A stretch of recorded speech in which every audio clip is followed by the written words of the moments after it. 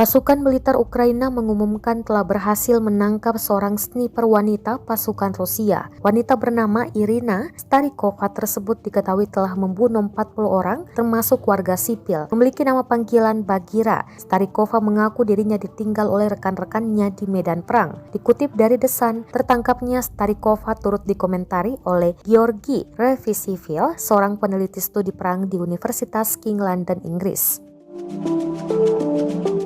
Obozrevatel yang merupakan kantor berita asal Ukraina menyampaikan Starikova ditangkap dalam kondisi terluka dan kini tengah diberikan perawatan. Starikova mengaku ditinggal sendirian begitu saja. Ia mengatakan setelah dirinya terluka sebenarnya ada kesempatan untuk dilakukan penjemputan, namun rekan-rekannya tidak pernah datang. Starikova diketahui bergabung dengan pasukan separatis pro-Rusia di Donetsk sejak tahun 2014. Sejak itu, Starikova telah ikut berperang melawan pemerintahan Ukraina.